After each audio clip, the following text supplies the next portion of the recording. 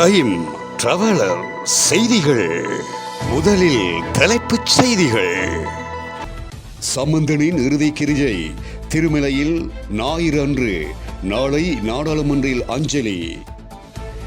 875 கோடி மக்களின் வரிப்பணம் தேர்தல் பிரச்சாரங்களுக்கு பயன்படுத்தப்பட்டதா? ரணில் மீது குற்றச்சாட்டு. ரணிலை ஆதரிக்க முடிவு. பொதுஜன பெரமுனவில் தயாராக இருக்கும் பெருந்தொகையானவர்கள். உயர் நீதிமன்றத்தில் தொடுக்கப்பட்டுள்ள வழக்கிற்கு முகம் கொடுக்க தயார் ஜீவன். தவறு செய்துவிட்டு போராட்டம் நடத்துவது நியாயமா? யாழ் கடற்றொழிலாளர்கள் கேள்வி. எதிர்ப்பவர்கள் தேச துரோகிகள். அமைச்சர் பந்துல விடுத்துள்ள எச்சரிக்கை. இந்திய ராணுவத்தின் 30வது தளபதி பொறுப்பேற்றுக் கொண்டார். சுத்தம் செய்ய சென்ற சிறுவனின் உயிரை பறித்த முதலை. பிரதான வீதிகளில் ஊர்ந்து செல்லும் காணொளிகளும் வைரல். பற்றி எறிந்தது பிரான்ஸ் தலைநகரம். பிரான்ஸ் தேர்தல் வரலாற்றில் முதல் தடவை தீவிர வலதுசாரிகள் வெற்றி. சிகரெட் விற்பனையை கட்டுப்படுத்தும் ஆஸ்திரேலியா. நிக்கோட்டின் பயன்பாட்டை குறைக்க நடவடிக்கை. தொடர்வென விரிவான செய்திகள். இலங்கை தமிழரசு கட்சியின் பெருந்தலைவரும் நாடாளுமன்ற உறுப்பினருமாகிய ரா சம்பந்தனின் இறுதி கிரியைகள் அவரது சொந்த இடமான திருகோணமலையில் எதிர்வரும் ஞாயிற்றுக்கிழமை அரச நிகழ்வாக நடைபெற இருக்கின்றன. அண்மை காலமாக சுகவீனம் அடைந்திருந்த சம்பந்தனின் உடல்நிலை நேற்று முன்தினம் இரவு மோசமானதை தொடர்ந்து அவர் கொழும்பில் இருக்கின்ற தனியார் மருத்துவமனை ஒன்றில் மரணமடைந்தார். அவருடைய மறைவுக்கு உலக தலைவர்கள் பலரும் இரங்கலை தெரிவித்து வருகின்றனர். சம்பந்தனின் புகழுடல் இன்று செவ்வாய்க்கிழமை காலை 9 மணிக்கு கொழும்பு பொரளையில் இருக்கின்ற AF ரேமன் மலர்ச்சாலையில் மக்கள் அஞ்சலிக்காக வைக்கப்பட இருக்கிறது. அங்கிருந்து அவரது பூத உடல் நாளை புதன்கிழமை பிற்பகல் 2 மணிக்கு நாடாளுமன்றத்துக்கு எடுத்து வரப்பட்டு அங்கு வைத்து அஞ்சலி மரியாதையும் செலுத்த ஏற்பாடாகியுள்ளது. அதன் பின்னர் மாலை 4 மணிக்கு சம்பந்தனின் பூத உடல் நாடாளுமன்றத்தில் இருந்து அவரது சொந்த இடமான திருகோணமலைக்கு எடுத்துச் செல்லப்பட்டு அங்கு எதிர்வரும் ஞாயிற்றுக்கிழமை இறுதி கிரிகைகள் இடம்பெற உள்ளன. இறுதி கிரிகைகளை அரசு நிகழ்வாக நடத்துவதற்கு முடிவு செய்யப்பட்டாலும் சம்பந்தனின் குடும்பத்தின் மத கலாச்சார முறைப்படி அது முன்னெடுக்கப்படும் என்றும் அதன் காரணமாக வழமையான அரச நிகழ்வாக முன்னெடுக்கப்படும் இறுதி நிகழ்வுகளில் இடம்பெறும் இராணுவ மரியாதை நிகழ்வு இதில் இடம்பெறாது எனவும் தெரிவிக்கப்பட்டிருக்கிறது. ரணில் விக்ரமசிங்கவுக்காக சாகல ரட்நாயக்க, காஞ்சன விஜயசேகர மற்றும் லக்ஷ்மன் யாப்பா அபேவர்த்தன ஏற்பாடு செய்திருந்த மாத்தறை மாவட்ட மாநாட்டுக்கு அநேகமானவர்கள் கொழும்பு உள்ளிட்ட வெளி மாவட்டங்களில் இருந்து அழைக்கப்பட்டிருந்ததாக உறுதிப்படுத்தப்பட்டுள்ளது. விசேடமாக தென் மாகாண ஆளுநர் மஹிந்த யாப்பா அபேவர்த்தன மற்றும் ஜனாதிபதி பணிப்பாளர் சாகல ரட்நாயக்க ஆகியோர் அரச சொத்துக்களை துஷ்பிரயோகம் செய்து இந்த மாநாட்டுக்காக பொதுமக்களின் பணத்தை பயன்படுத்தியிருப்பதாக தெரிய வந்துள்ளது. அவர்கள் எதிர்பார்த்த மக்கள் தொகையில் பாதி கூட இதில் கலந்து கொள்ளவில்லை என இதுவரையில் வெளியான தகவல்களில் தெரிய வந்துள்ளது.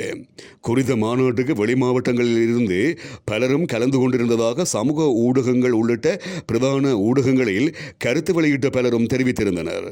விசேடமாக மத்திய கொழும்பிலிருந்து பலரையும் அதற்காக அழைத்துச் சென்றிருக்கின்றமை தெரிய வந்திருக்கிறது.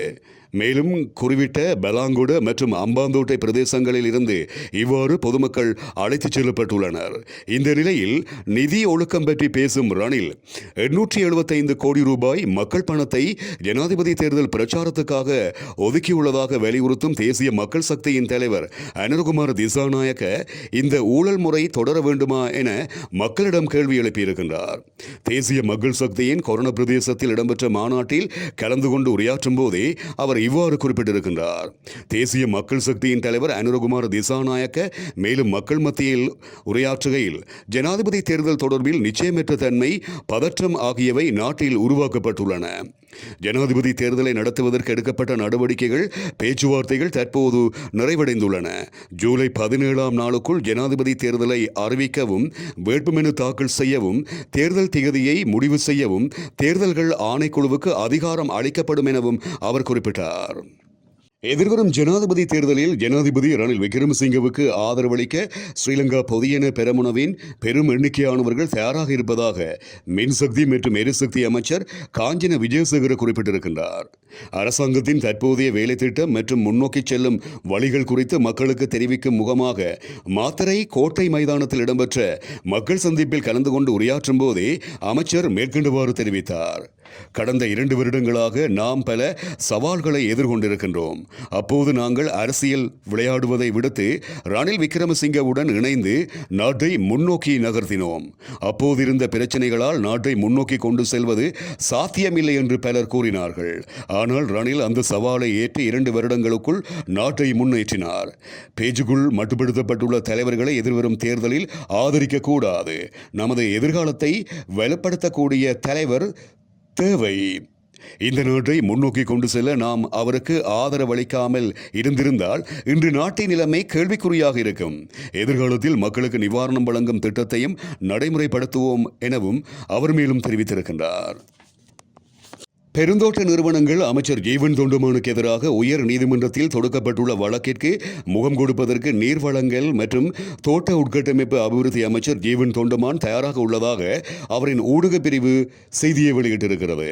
அமைச்சர் ஜீவன் தொண்டமானின் ஊடகப் பிரிவு வெளியிட்டிருக்கின்ற ஊடகச் செய்தியில் மேலும் தெரிவிக்கப்பட்டிருப்பதாவது, பெருந்தோட்ட தொழிலாளர்களுக்கான நாளாந்த ஊதியமான 1700 ரூபாய் வழங்குவதற்காக பெருந்தோட்ட நிறுவனங்களுக்கு அழுத்தம் பிரயோகிப்பதாக தெரிவித்தே இந்த வழக்கு தொடரப்பட்டுள்ளது.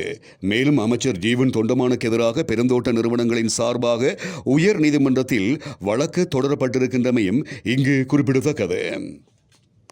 இலங்கை கடலுக்குள் எல்லை தாண்டி கடற்றொழிலில் ஈடுபடுவது தவறு என நன்கு தெரிந்தும் கைது செய்யப்பட்ட கடற்றொழிலாளர்களை விடுதலை செய்ய போராட்டம் நடத்துவது நியாயமா என யாழ்ப்பாணம் மாவட்ட கடற்றொழிலாளர் கூட்டுறவு சங்கத்தின் சமாசங்களின் சம்மேளன தலைவர் புனிதா பிரகாஷ் கேள்வி எழுப்பியுள்ளார்.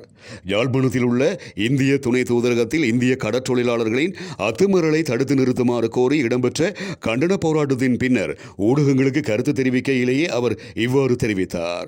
அவர் மேலும் தெரிவிக்கையில், இந்திய அத்துமீறிய கடற்றொழிலாளர்களினால் எமது வடபகுதி கடற்றொழிலாளர்கள் தொடர்ச்சியாக பாதிக்கப்பட்டு வரும் நிலையில் தினமும் வாழ்வாதாரத்திற்காக போராடி வருகின்றனர்.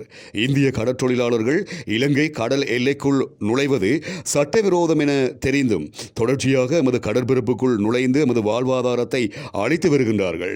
இவ்வாறு அத்துமீறி இலங்கை கடற்பரப்புக்குள் நுழையும் போது கடற்படையினரால் இந்திய கடற்றொழிலாளர்கள் கைது செய்யப்படுகின்றார்கள். ஆகவே கைது செய்யப்படும் போது அவர்களை விடுவிக்குமாறு இந்தியாவில் போராட்டம் நடத்துகின்றார்கள். எமது வாழ்வாதாரத்தை அளிக்கும் இந்திய கடற்றொழிலாளர்களிடம் இருந்து எமது கடற்றொழிலாளர்களை பாதுகாக்குமாறு கோரி போராட்டம் நடத்தும் நிலையில் இலங்கை கடலில் நுழையும் போது கைது செய்யப்படும் இந்திய கடற்றொழிலாளர்களை விடுவிக்க போராட்டம் நடத்துவது நியாயமா எனவும் அவர் கேள்வி எழுப்பியுள்ளார். அதிபர் ரணில் விக்ரமசிங்கவின் தலைமையில் தற்போதைய அரசாங்கத்தின் பொருளாதார வேலை திட்டத்துக்கு புறம்பாக செயற்பட எவரேனும் கனவு கண்டால் இந்த நாடு மீண்டும் வீழ்ச்சியடைவதை தடுக்க முடியாது என்று போக்குவரத்து நெடுஞ்சாலைகள் மற்றும் வெகுஜன ஊடக அமைச்சர் பந்துல குணவர்த்தன குறிப்பிட்டுள்ளார். அதிபர் ஊடக மையத்தில் நடைபெற்ற ஊடகவியலாளர் சந்திப்பிலேயே அமைச்சர் பந்துல குணவர்த்தன இவ்வாறு குறிப்பிட்டுள்ளார். மேலும் கருத்து தெரிவித்த அவர், ஒரு நாடு என்கின்ற வகையில் இதற்கு முன்னர் 16 தடவைகள் சர்வதேச நாணய நிதியத்துக்கு சென்றிருந்தமையினால் இம்முறை அதிபர் ரணில் விக்ரமசிங்க தனிப்பட்ட முறையில் கடன் வசதியை பெற்றுக்கொள்வதற்கு மிகவும் கடுமையான முயற்சிகளில் ஈடுபட வேண்டியிருந்தது. இதன் விளைவாக 2027 ஆண்டு வரை சர்வதேச நாணய நிதியத்துடன் நீடிக்கப்பட்ட கடன் ஒப்பந்தத்துக்கு செல்ல முடிந்தது. சர்வதேச நாணய நிதியத்தின் கடன் ஒப்பந்தத்தின் பின்னரே நம் நாடு சுவாசிக்க தொடங்கியது எனலாம். அனைத்து விடயங்களிலும் தன்னிறைவு அடையாத நாடாக நாம் கண்டிப்பாக வெளிநாடுகளில் இருந்து பொருட்களை இறக்குமதி செய்ய வேண்டும். அரசியல் ரீதியில் யார் தலைவராக இருந்தாலும் சர்வதேச அங்கீகாரம் கிடைக்காத பட்சத்தில் கொடுக்கல் வாங்கல்களை பேண முடியாது. எனவே இந்த நாட்டை நேசிக்கும் எதிர்கால சந்ததிகளுக்காக ஒரு தேசமாக முன்னேறிய மற்றும் அபிவிருத்தி அடைந்த நாட்டில் வாழக்கூடிய சூழலை உருவாக்குவதற்கு இந்த இணக்கமான வேலை திட்டங்களை தொடர்ந்து நடைமுறைப்படுத்துவதற்கு நாடு என்கின்ற ரீதியில் அனைவரின் ஆதரவும் தேவை. மேலும் நீடிக்கப்பட்ட கடன் வசதிகள் தொடர்பாக நாடாளுமன்றத்தில் விவாதம் நடத்தப்படுவதை யாராவது எதிர்த்தால் அவர்கள் தேச துரோகிகளாக வரலாற்றில் பதியப்படுவார்கள் என்பதை கூற வேண்டும் என்றும் அமைச்சர் மேலும் தெரியப்படுத்தினார். இந்திய ராணுவ தளபதியாக இருந்த மனோஜ் பாண்டேயின் பதவிக்காலம் முடிவடைந்த நிலையில் புதிய ராணுவ தளபதியாக உபேந்திர திவேதி பொறுப்பேற்றுக் கொண்டார். இந்திய வரலாற்றில் இவர் 30வது தளபதியாவார். உபேந்திர திவேதி மத்திய பிரதேசத்தை பூர்வீகமாக கொண்டவர். இவர் இராணுவத்தின் பல பிரிவுகளில் பணியாற்றியவர். அதிலும் இந்தியாவின் வடக்கு மேற்கு எல்லைகளில் பயங்கரவாதத்துக்கு எதிராக பல நடவடிக்கைகளை மேற்கொண்டவர்.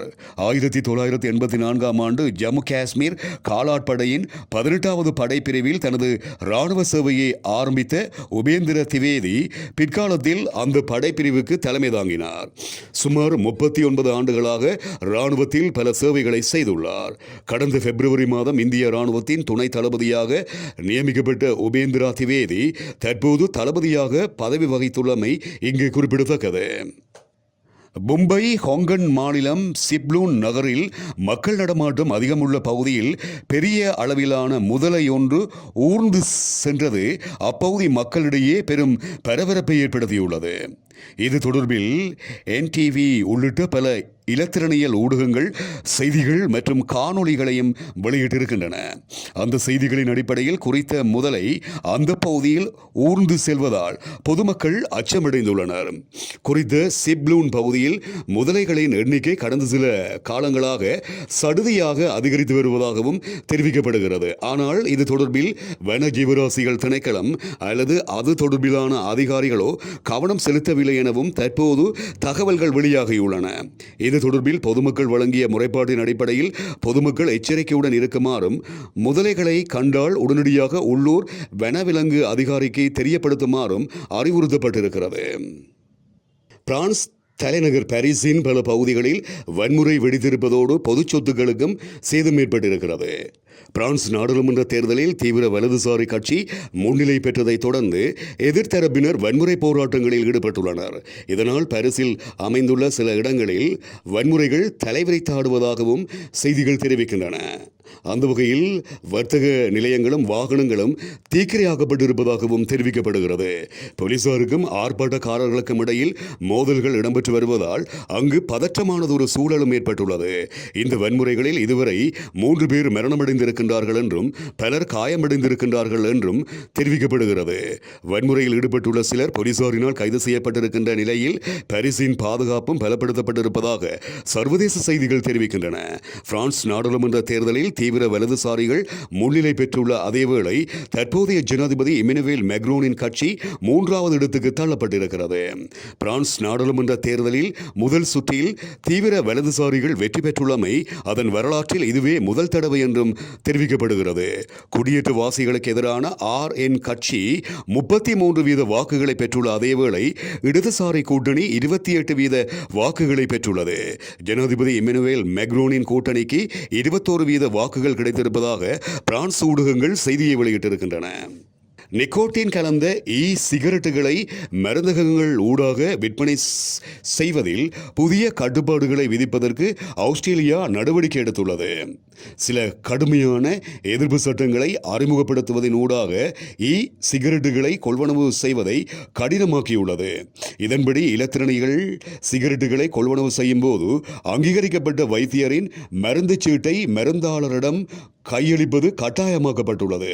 அத்துடன் சிகரெட் பயன்படுத்துவோருக்கு 3 வகையான தேர்வுகள், அதாவது புதினா, மெந்தோல் மற்றும் புகையிலை ஆகியவை மாத்திரம் கிடைக்கும் என குறிப்பிடப்பட்டுள்ளது. அதிக எண்ணிக்கையிலான நாடுகள் ஏற்கனவே சிகரெட்டுகளில் பயன்படுத்துவதை தடை செய்துள்ளன. இந்த நிலையில் ஆஸ்திரேலிய அரசாங்கம் கடைகள், பணியிடங்கள் மற்றும் ஏனைய சிறிய சில்லறை விற்பனையாளர்கள் ஊடாக சிகரெட் விற்பனையை தடை செய்வதற்கும் நடவடிக்கை எடுத்திருக்கிறது.